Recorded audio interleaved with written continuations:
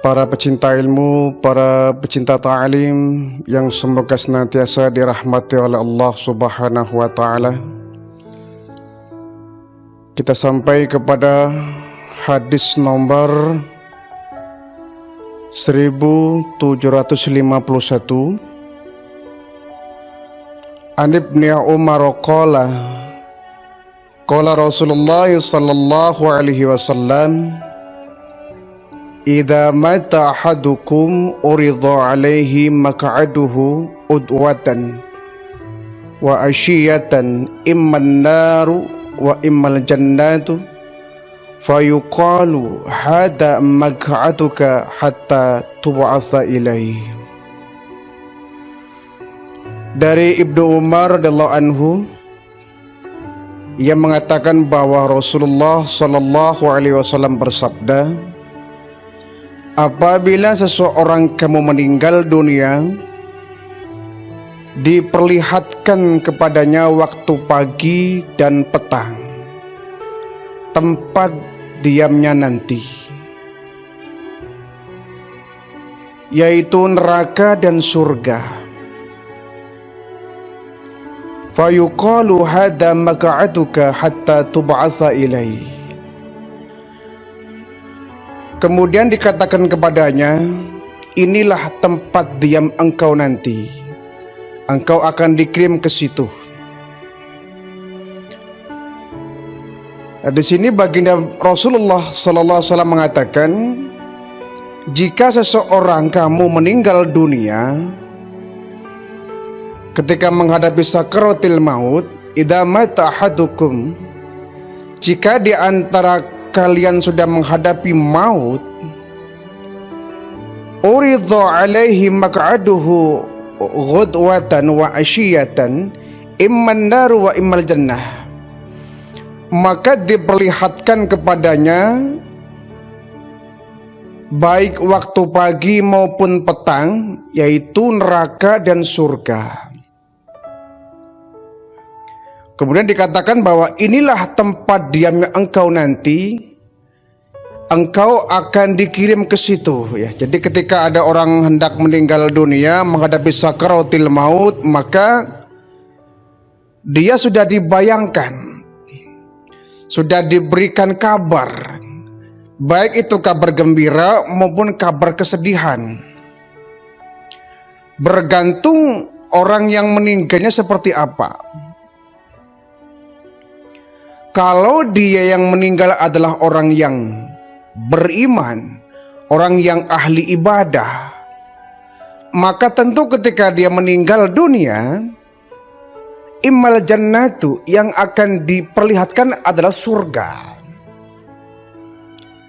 Tetapi seandainya orang yang menghadapi maut itu adalah kelompok orang-orang yang ahli pembuat dosa, orang-orang yang suka berfoya-foya dengan maksiat, orang yang enggan untuk bertaubat ketika dia berbuat dosa, dan saat kemudian dia mati, maka ketika menghadapi masa-masa sakaratil maut, dia diberikan kabar duka, ya, kabar kesedihan, imman naru, yaitu gambaran tentang neraka. Hada maq'aduka, inilah tempat kamu nanti.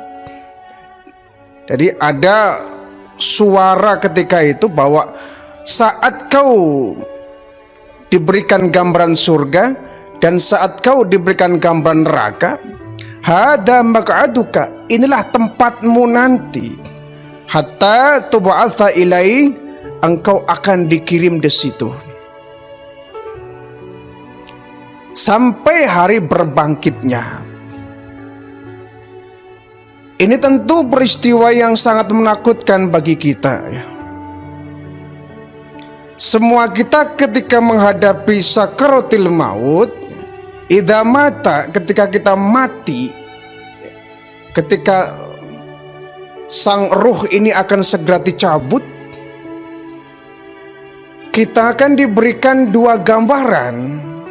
Boleh jadi yang diberikan oleh kita adalah gambaran tentang surga, tetapi sangat boleh jadi pula gambaran yang diberikan kepada kita adalah neraka. Na'udzubillah min dzalik. Semua itu bergantung dari siapakah orangnya yang meninggal dunia itu.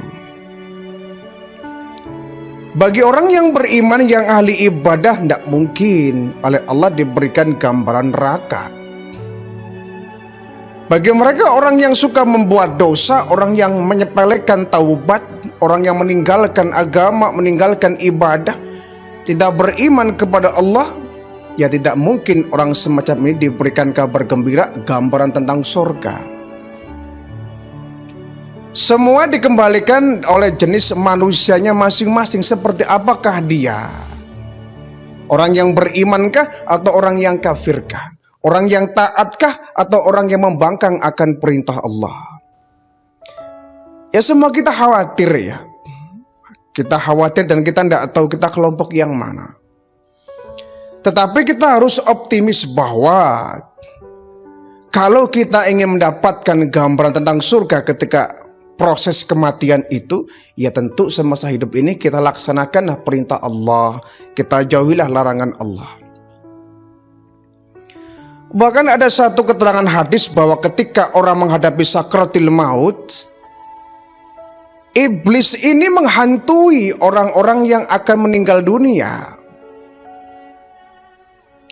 Kalau yang meninggalnya adalah orang yang beriman, iblis berusaha semaksimal mungkin bagaimana melunturkan iman orang yang akan meninggal dunia.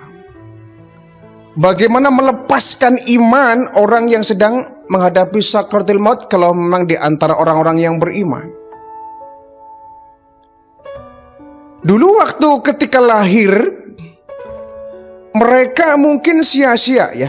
Bayi-bayi muslim ketika lahir ke alam dunia ini kan langsung dicegat yang namanya azan ya. Langsung dicegat dengan azan. Sehingga bayi-bayi muslim ini sulit bagi iblis untuk menanamkan benih-benih kekafirannya. Sebab bayi kalau sudah dilantunkan azan ketika lahir, ini merupakan bentuk tameng ya, bentuk pelapisan seorang bayi, pelapisan akidah, penanaman akidah bagi seorang bayi. Maka seorang bayi muslim hendaklah ketika lahir segera diadzanin sebelum langsung dipegang oleh iblis. Karena bagaimanapun iblis ketika ada bayi-bayi muslim yang lahir, bagaimana caranya agar dia menanamkan benih-benih kekafiran dalam batin seorang bayi. Kalau kemudian bayi muslim lahir diadzankan ya, telinga kanan dikomatkan telinga kiri, maka bayi muslim sudah dilapisi dengan kekuatan awal ya, kekuatan akidah melalui kalimat-kalimat adzan. Di sini iblis putus asa. Jangan sampai terlambat ya, bayi kemudian lama begitu lahir dibiarkan saja, kalau langsung diadzan, ini bahaya.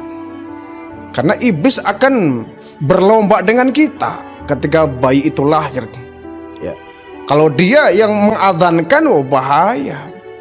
Adzannya iblis ya bahaya, nanti menanamkan jiwa-jiwa kekafiran kepada anak. Kalau kemudian iblis gagal, sang bayi itu lahir dia gagal menanamkan kekafiran, maka iblis akan menunggu saat bayi itu kelak menjadi orang yang sudah tua. Ketika meninggal dunia, iblis akan datang kembali. Mungkin cara kita, dulu waktu kamu bayi, aku gagal mengkafirkan kamu. Tapi sekarang kau menghadapi sakratul maut, aku kembali akan berusaha mengkafirkan kamu. Maka inilah perlunya talqin ya.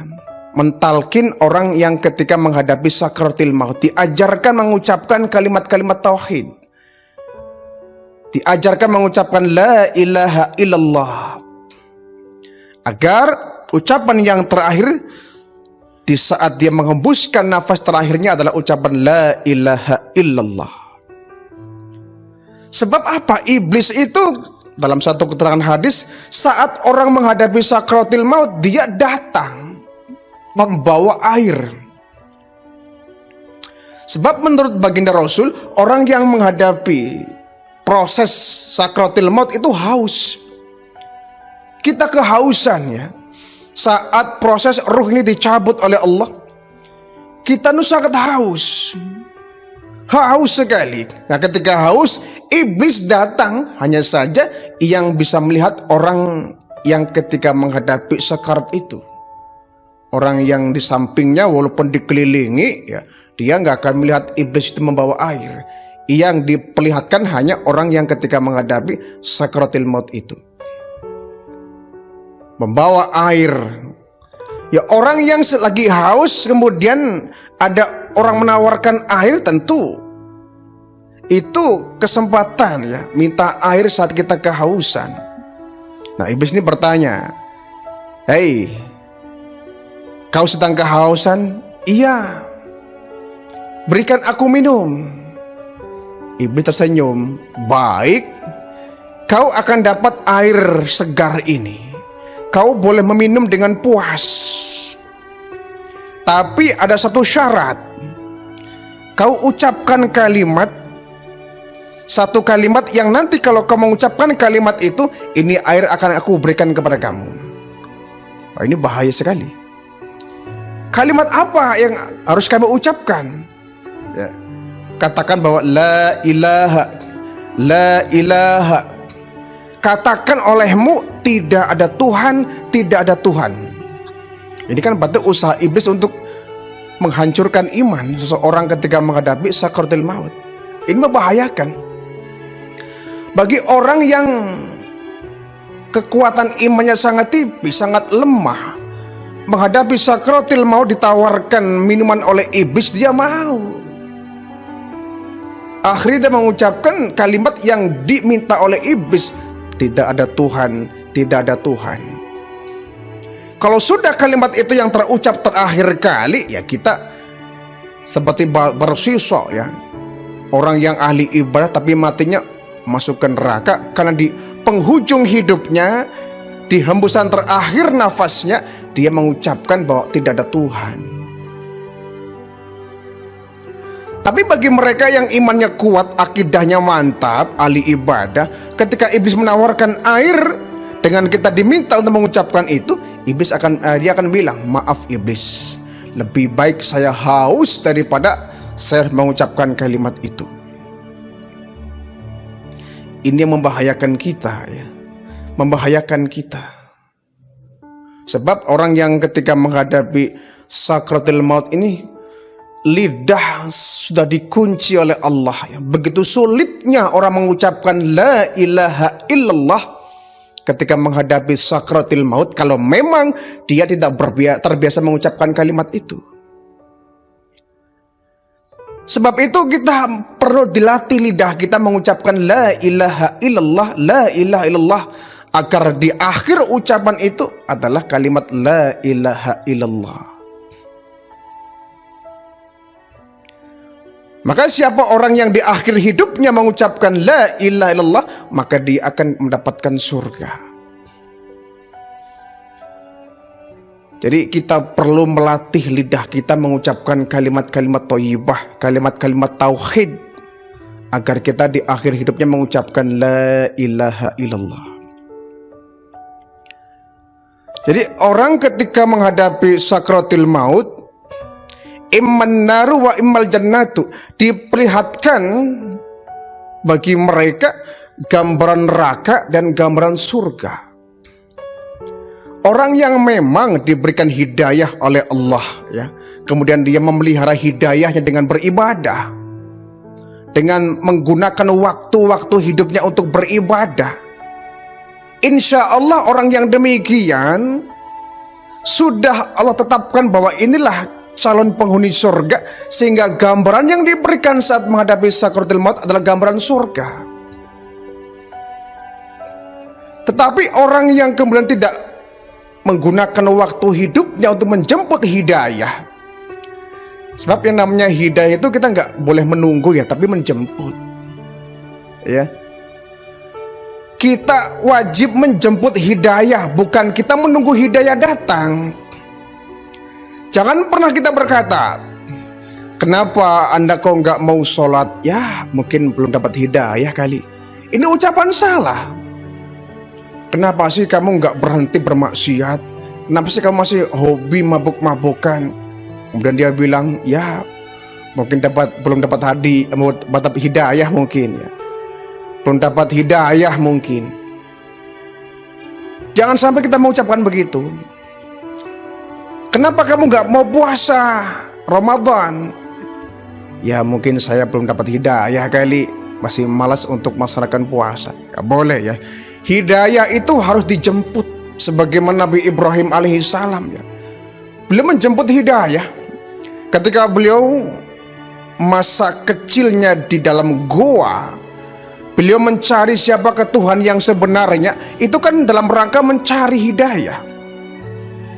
Nabi Ibrahim ketika kecil itu mencari siapa Tuhan yang sebenarnya. Ketika dia melihat bintang di langit, dia mengatakan, oh ini mungkin Tuhan. Ini mungkin Tuhanku ya. Terang begitu tinggi. Ketika bintang menghilang, dia akan bilang, la uhibbul afilin. Aku nggak suka yang tenggelam-tenggelam. Masa Tuhan tenggelam? Pasti bukan Tuhan. Bintang tenggelam, terbitlah bulan. Nabi Ibrahim berkata, oh, ini lebih besar ini. Ini pasti Tuhan ini. Besar terang di langit. Ini pasti Tuhan. Ketika bulan kembali redup dan terbenam, dia berkata lagi, ini bukan Tuhan Nggak mungkin Tuhan tenggelam. Nggak mungkin Tuhan kemudian lenyap. Nah begitu pagi datang, muncul matahari, terbit matahari begitu terang. Lagi-lagi Nabi Ibrahim, ini pasti Tuhan ini. Ini lebih besar dari yang tadi malam. Ini pasti Tuhan, cahayanya begitu terang menerangi alam dunia. Ini pasti Tuhan. Jadi Nabi Ibrahim itu mencari siapa Tuhan saya yang sebenarnya. Ini kan upaya menjemput hidayah. Jadi hidayah ini jangan ditunggu. Kalau ada orang yang kemudian serta merta dapat hidayah, yaitu haknya Allah memberikan hidayah kepada hamba-hambanya yang dikehendakinya. Tetapi sebenarnya ya kita jangan duduk diam, apalagi kita sebagai orang muslim ya. Sebagai seorang muslim kita sudah diberikan modal iman. Ketika kita bayi, kita diadzankan, itu modal awal kita diberikan modal keimanan. Saat kita dewasa, akil balik, kita carilah hidayah itu dengan cara kita hadir di pengajian, mengikuti taklim, ya, belajar agama, mencari pengetahuan agama. Ya. Ini upaya dalam rangka kita menggapai hidayah, mencari hidayah, supaya nanti ketika kita meninggal dunia, kita dalam kondisi memiliki hidayah. Wala tamutunna illa wa antum muslimun, kata Allah. Janganlah engkau mati kecuali kau dalam kondisi muslim. Janganlah kau mati kecuali kau sedang kondisi memiliki hidayah.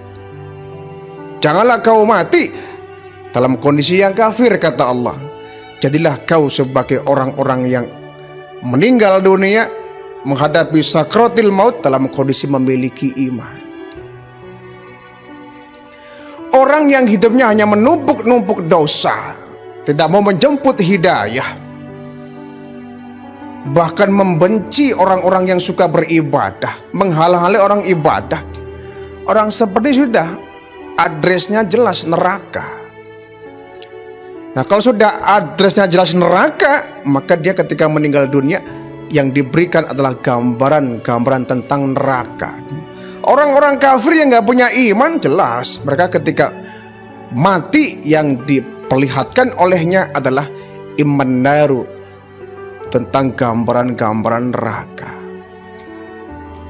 Fayuqalu, dikatakan kepada mereka, hadza mag'aduka, inilah tempatmu nanti, inilah tempat diammu nanti, dan nanti engkau akan dikirim ke situ. Orang yang beriman, ahli ibadah, saat jasadnya digotong orang, akan diantarkan ke liang kubur, ini orang yang beriman akan berkata, segera dipercepat jalannya, segera dipercepat. Aku sudah nggak sabar ingin berjumpa dengan Allah di alam baka, di alam kubur. Segera langkahnya, aku nggak tahan ingin segera meninggalkan dunia, ingin bertemu dengan Allah. Ini orang yang beriman. Tapi bagi mereka orang yang ahli pembuat dosa, nggak mau ibadah, ketika digotong jasadnya diantarkan ke liang kubur, dia akan teriak-teriak, mau dibawa kemana saya? Tolong, mau dibawa kemana saya? Itu ketakutan luar biasa. Kenapa? Yang terbayang adalah gambaran neraka. Dan itu konon katanya menurut hadis, setiap jenazah yang digotong orang untuk dibawa ke liang kubur, dia akan berteriak. Dan semua makhluk yang dilewati oleh rombongan jenazah itu akan mendengar. Pohon, ya, kemudian rumputan, semak belukar, semua makhluk-makhluk selain manusia mendengar apa yang diomongkan oleh sang jenazah ketika diusung. Bagi orang yang beriman, dia minta, ya segerakan bawa aku ke liang kubur, aku sudah rindu ingin berjumpa dengan Allah. Tapi bagi mereka orang yang ahli ibadah, yang suka pembuat dosa, nggak pernah ibadah, orang-orang kafir, ketika jasadnya digotong, dia akan berkata dengan ketakutannya, mau dibawa kemana saya? Mau dibawa kemana saya? Dan itu sudah bentuk penyesalan yang tidak ada manfaatnya. Jadi kita ingin bahwa kita termasuk golongan orang yang beruntung, ya, yang kita diberikan modal hidayah, kemudian modal itu kita pergunakan dengan melaksanakan ibadah. Jangan sampai kita orang yang diberikan gambaran neraka, naudzubillah min dzalik. Maka semua itu bergantung dari bagaimanalah ikhtiar kita saat kita hidup, ya. Mana jalan yang kita tempuh, jalan yang ke kanan atau jalan yang ke kiri. Jalan yang ke kanan sampainya kepada surga, yang ke kiri sampainya ke neraka. Adapun yang ke kanan ini jalannya tidak enak, ya, penuh duri, penuh sampah, penuh kerikil, nggak enak, ya. Tetapi jangan lupa, yang nggak enak ini sudah ujungnya ada istana surga yang akan kita tempati. Sementara kalau kita pilih yang ke kiri, biarpun jalannya halus, wangi, pemandangannya indah, penuh dengan taburan bunga, tapi awas, di ujungnya ada liang, ya, ada jurang neraka. Kita bermohon kepada Allah agar kita tetap diberikan hidayah, diberikan petunjuk, agar apa? Kita tidak salah pilih jalan, agar kita termasuk orang-orang yang beruntung.